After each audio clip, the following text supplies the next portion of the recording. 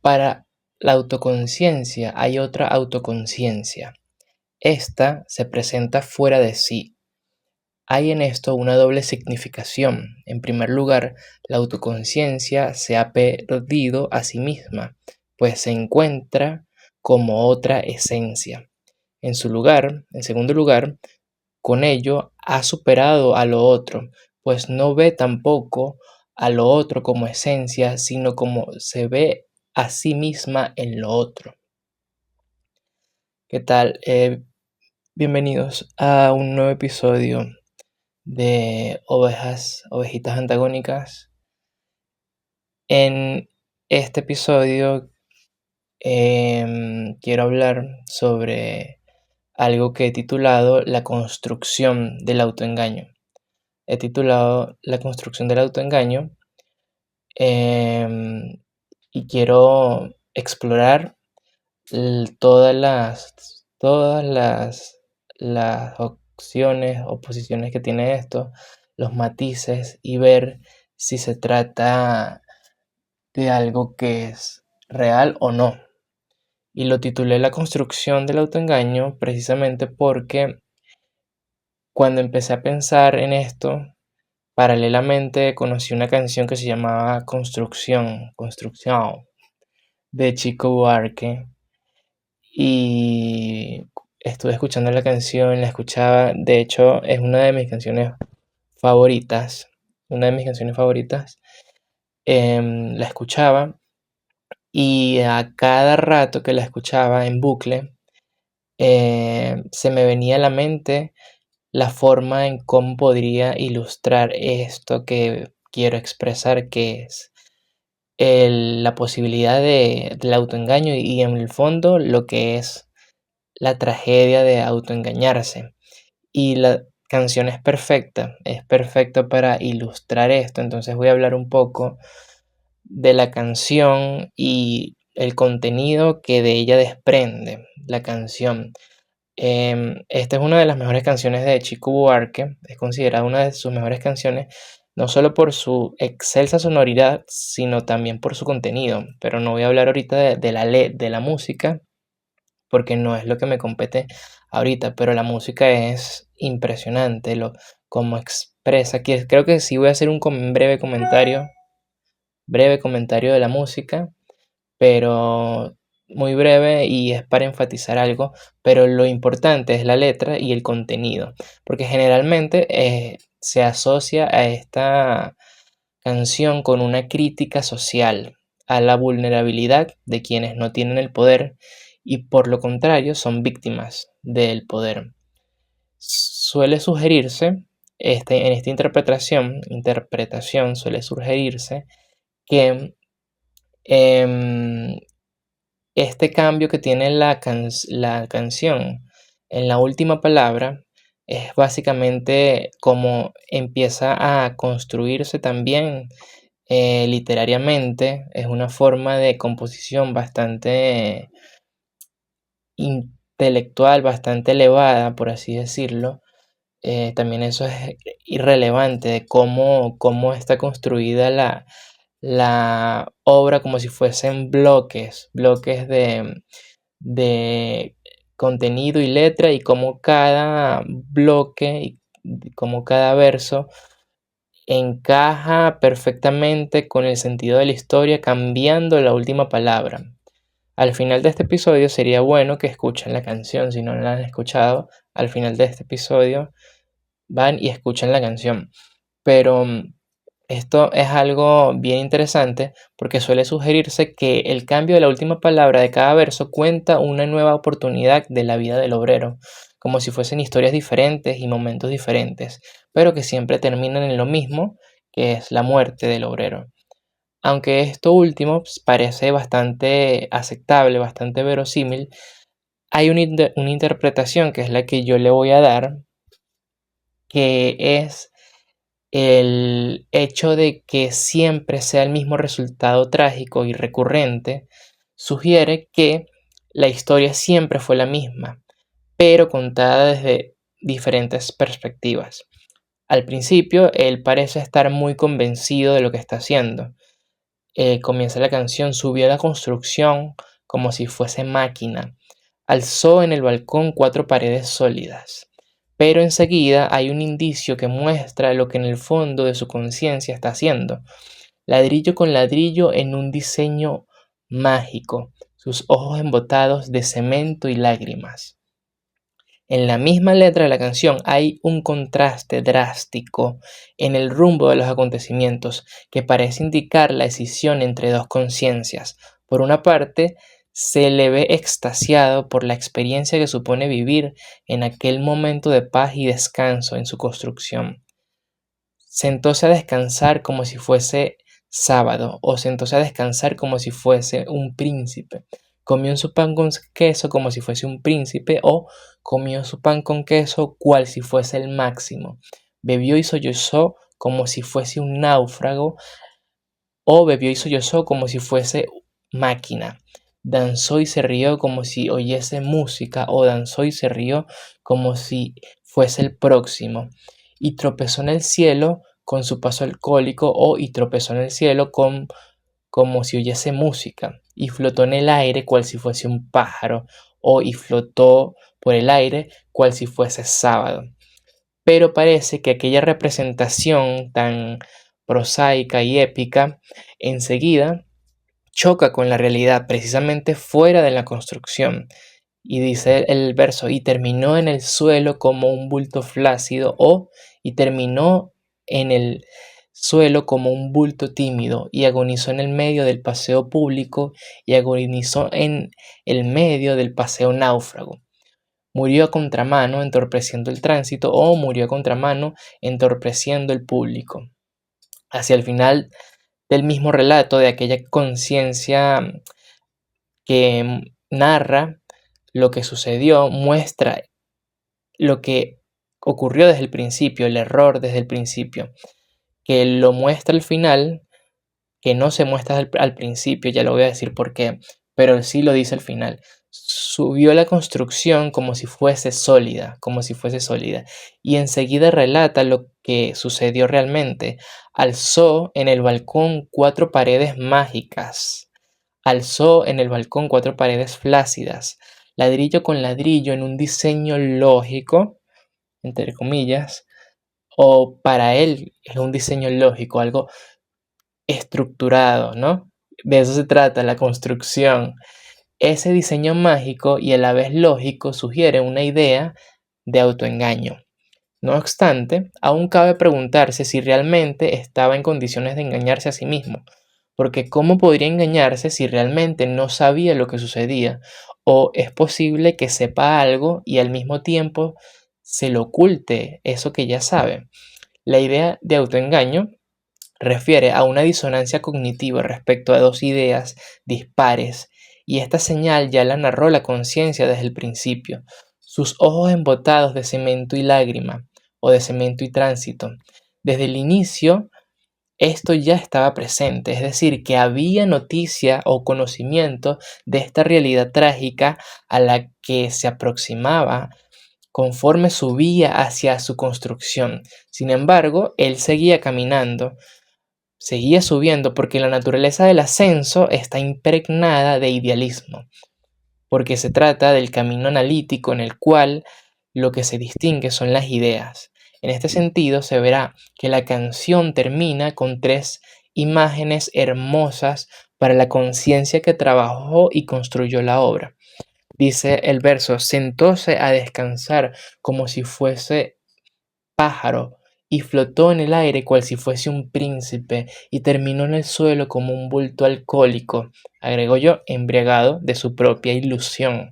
Sin embargo, la realidad que expresaba la música y la letra era totalmente catastrófica. Se trata del fracaso estrepitoso de la conciencia.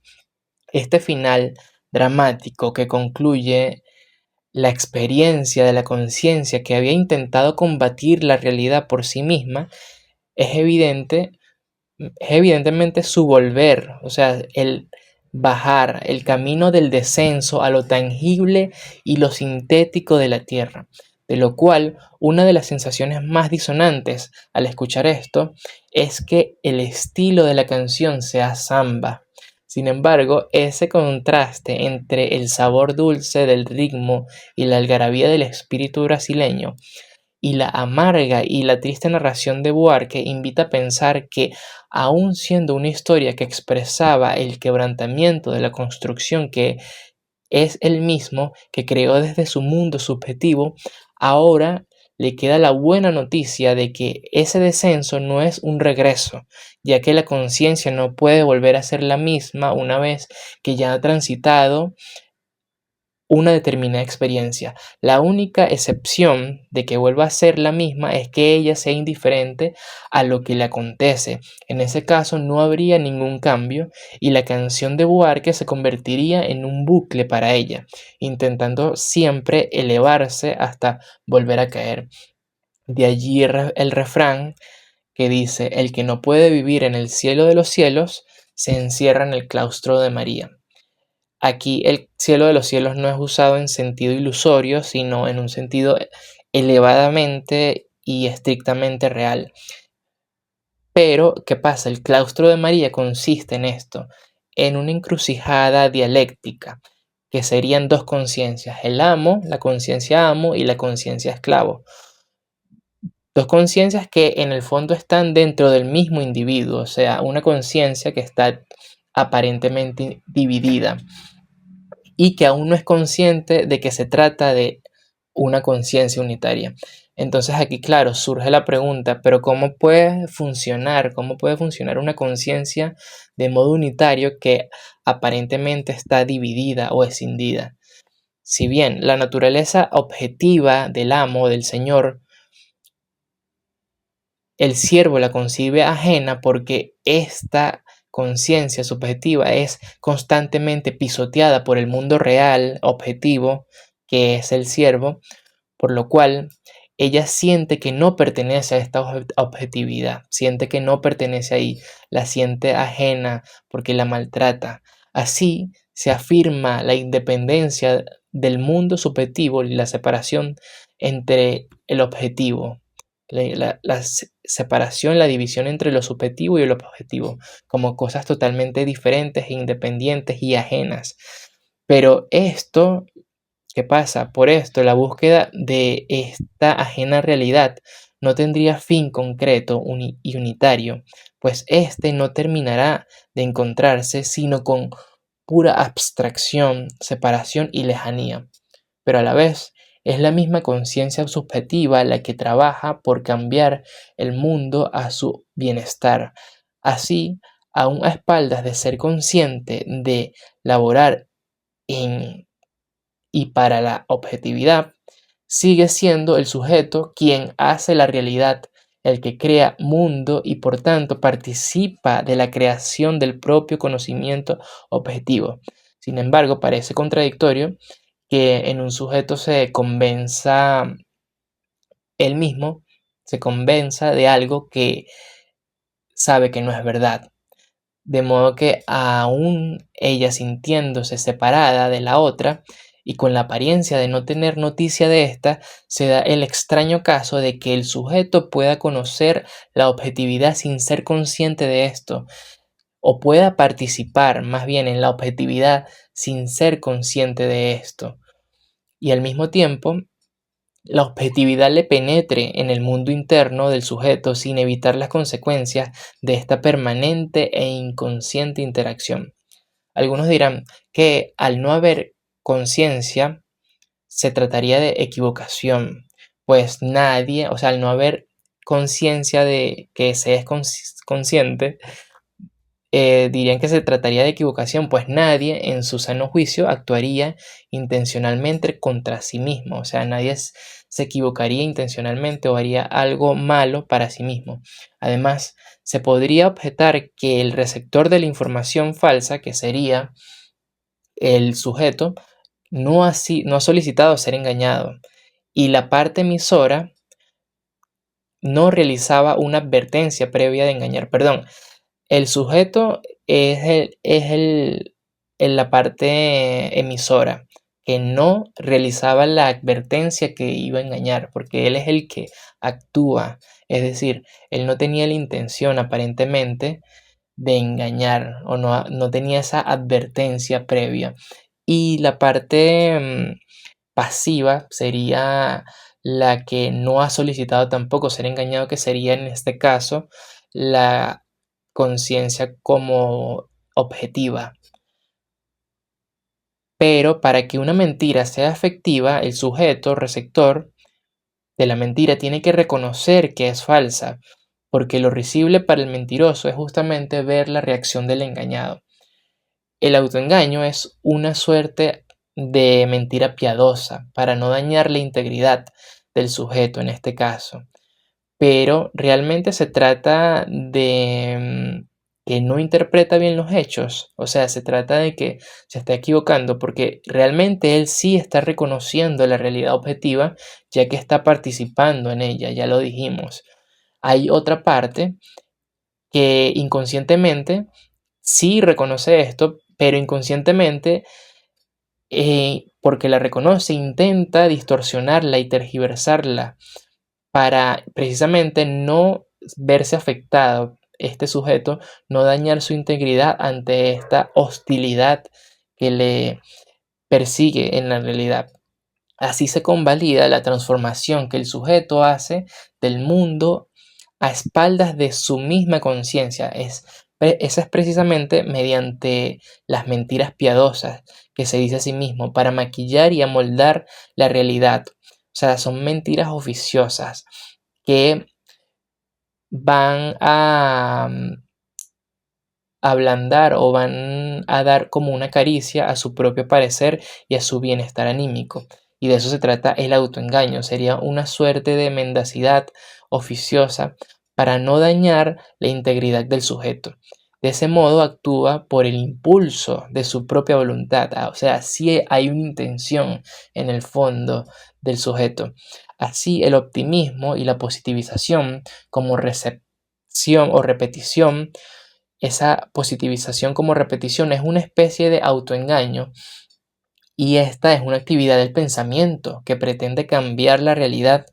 En ese intento por cambiar la realidad desde adentro se marca todavía la escisión entre el cogito, el pensamiento y la res extensa que es lo material, el mundo objetivo, la realidad. Y en el engaño genuino, ¿qué pasa? Hay una desproporción. O sea, cuando mentimos, el que miente, hay una desproporción en el acceso a la verdad, porque el que conoce lo verdadero elige y puede ocultarlo y suplantarlo por otra cosa, mientras que el que no conoce lo que es está en desventaja con respecto al mentiroso. Por eso es que caen con frecuencia y con más tendencia, porque precisamente no conoce, o sea, es inocente, por así decirlo, es inconsciente. Precisamente este desequilibrio en el acceso a la verdad es dado por la aparente escisión, la aparente división entre lo subjetivo y lo objetivo, en que aparentemente lo verdadero pertenece a un lugar que al sujeto le es ajeno. Entonces, por eso el sujeto se siente en desventaja, se siente en desventaja. En este sentido, la cuestión radica en cuanto a la responsabilidad moral del individuo consigo mismo. Si el autoengaño es algo que le ocurre, que está fuera de su control, y simplemente le acontece, no estaría eligiendo. Ahí está una pequeña inconveniente, un pequeño inconveniente o una pequeña traba con el tema del autoengaño, porque en ese caso él no estaría eligiendo y solo puede haber mentira cuando hay elección, cuando hay opción para elegir. En eso también se distingue el equivocarse. Esto también se distingue del equivocarse de los mecanismos causales naturales con el que el sujeto comete un error de juicio. Porque la hipótesis de que el sujeto mm, no puede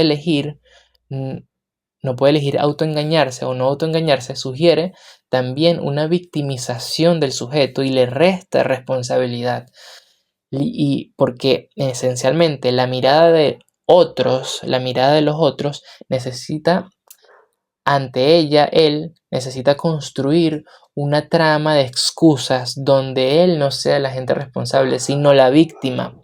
Pero en este sentido, el término autoengaño tendría que cambiarse por engaño a secas, porque en este caso el discurso no le construye para sí mismo, sino para otros, entonces no sería para sí.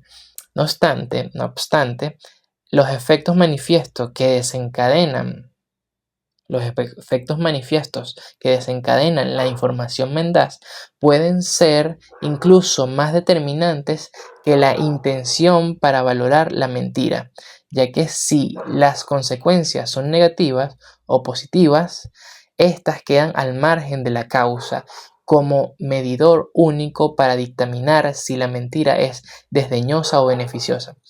En el caso de que se produzca el infortunio inconsciente en el cual la intencionalidad inicial no se cumple como es enunciada en el discurso mendaz, se puede hablar de una cadena causal desviada. Pero si hay conciencia del efecto real que puede producir y se elige libremente hacer errar a partir de un acontecimiento verdadero, allí se trata de malencausamiento, o sea, tejer, confeccionar y acomodar los hechos reales a conveniencia propia. Pues para el mentiroso la mentira es positiva en todas aquellas veces que sale victoriosa. Se debe tener en cuenta que el uso también de la verdad como un medio para hacer errar no es el fin en sí mismo, sino parte de un manual con el que se pretende conseguir o conservar algo, pero ese seguiría siendo el momento parcial para el mentiroso, pues su verdadero fin y éxito radica en que no sea descubierto, es decir, su objeto de deseo es uno y su propósito principal es otro. De otro modo, no solo podría seguir mintiendo, sino que no solo no podría seguir mintiendo, sino que se debe enfrentar al arbitrio peor que le puede castigar, o sea, a su propia conciencia, el repudio no solo de los otros, sino de sí mismo, del propio sujeto. Pues para la conciencia, para otro, que es el mundo objetivo de las cosas, determina y manda sobre la conciencia para sí. Se niega a sí mismo al encubrir constantemente su mentira.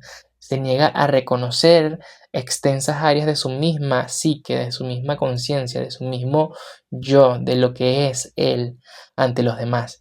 Y se produce así una degradación gradual del mentiroso, pero al mismo tiempo un embellecimiento de lo que es lo verdadero, o sea, un embellecimiento de la verdad, que todo lo que gira en su entorno es una ficción con malas intenciones. En esa transfiguración de la verdad se produce la extrañeza del otro, o sea, y el para sí también.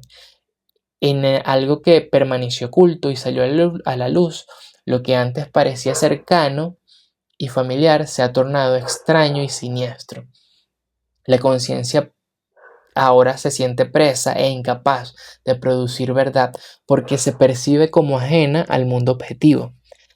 Y precisamente aquello que el discurso judio-cristiano denominaba como lo justo, lo bueno, lo verdadero, ahora en este caso resultará tenebroso cuando sale a la luz después de haber estado oculto. No obstante, la verdad que es extraña es tan solo para aquel que es ingenuo respecto del conocer. Se teme a la verdad porque se enseñó que ella era un medio y no un fin. Según esta creencia, estaría a salvo todo aquel que siguiese los pasos de este manual. Es allí donde se excusan los religiosos con formas sutiles de mentir, Por un lado está la reserva mental de los religiosos. Dicen Dios escucha la verdad que el interlocutor oculta a todos menos a Dios, una entidad que en su propia naturaleza y conciencia ya sabe toda la verdad. Este sería el pretexto dogmático de posesión y acceso a una verdad superior y absoluta. Ese fin justificaría cualquier medio que sea congruente con alcanzar la verdad, porque se ve que para el discurso religioso, algunos tienen mentiras que son susceptibles de perdón, lo cual no puede ser otorgado por cualquier mortal, sino por el único bueno, santo y justo que es Dios. Y esta es una forma en la que la libertad se degrada, porque bajo este método se exime de la responsabilidad del individuo. En esta parte es importante señalar que las mentiras perdonables son las llamadas oficiosas que mencioné al principio, o sea, las que intentan maquillar la realidad para buscar un beneficio, o sea, hacer que la realidad sea un poco más armoniosa, por así decirlo. Al menos en relación a la historia mendaz, la verdad está en posesión tanto de la deidad como del que miente. Esta justificación está relacionada con el argumento del autoengaño, pues en esta última instancia, el único caso en el cual siempre habrá un otro a quien rendirle cuentas es en el escenario de una conciencia divina que tiene los atributos que le corresponde a Dios. Ante esa entidad omnisciente, el sujeto no tiene otra opción más que confesarle su verdad para ser redimido de condenación. No obstante, el término autoengañarse puede verse confundido por el error o con el pecado en el caso de la religión, lo cual ya se dijo que no es estrictamente mentir, ya que la falsedad es mucho más amplia que la conducta de mentir, la conducta mendaz. Y ya dijimos que si hay una intención de parte del sujeto que se autoengaña, que intenta engañarse a sí mismo, porque la intención es buscar su propio bienestar delante de una realidad que les es desfavorable. Hay también un grado de conciencia y compromiso si el sujeto se engaña con algo que en el fondo sabía que no era cierto. El problema está cuando se deja la responsabilidad en un tercero, que en este caso podría ser o una conciencia superior, divina, o un ente supremo del Estado, o un ente institucional eclesiástico también puede ser. No hacerse responsable de sí mismo y consciente de esto tendrá como consecuencia subsumirse en un bucle de narraciones fantasmagóricas que se alejan de la realidad.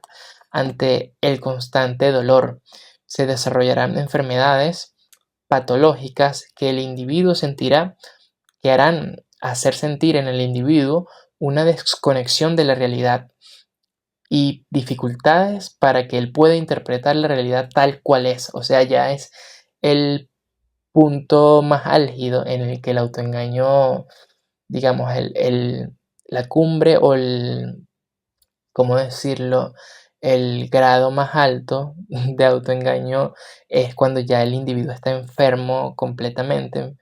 eh, que siente esta desconexión y la sentirá completamente desmembrado, se siente completamente desmembrado de su entorno, de su núcleo social, y así desarrollará una tendencia antisocial hacia lo antisocial y rechazará y desafiará el orden normativo de una autoridad ajena a la de su propia voluntad y su propio deseo.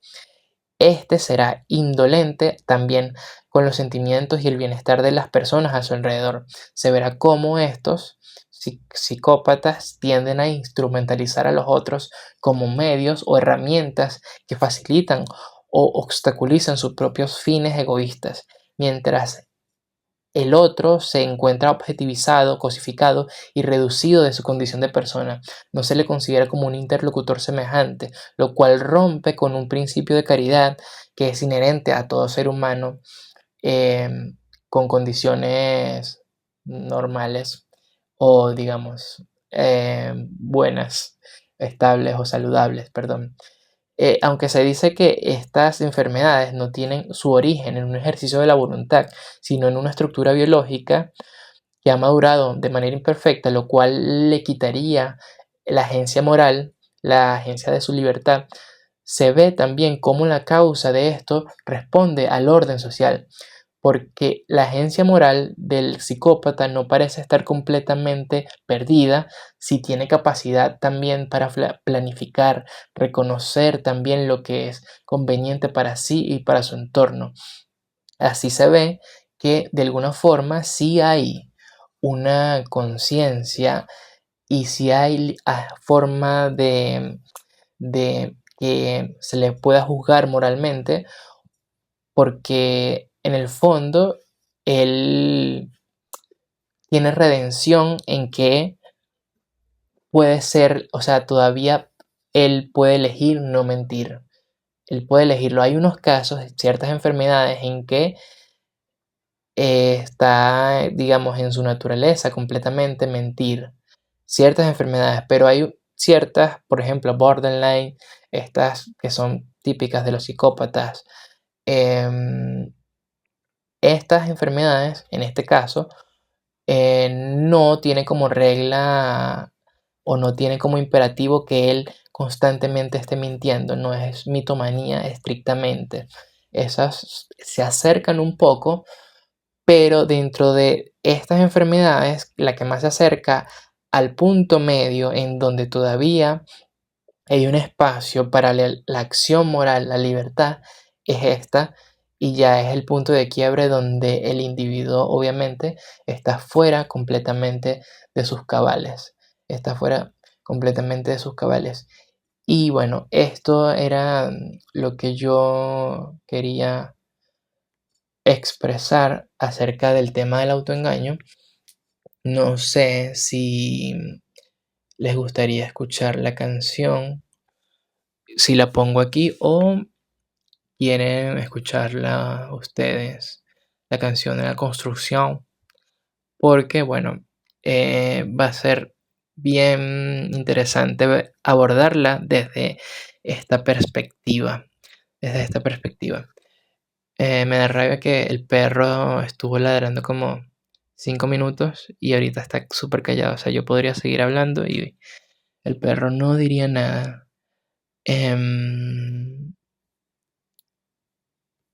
Esto ha sido, creo que todo por hoy. Pensé que este episodio iba a durar un poco más. Espero que si algo no entendieron, me lo hagan saber para explicarlo mejor.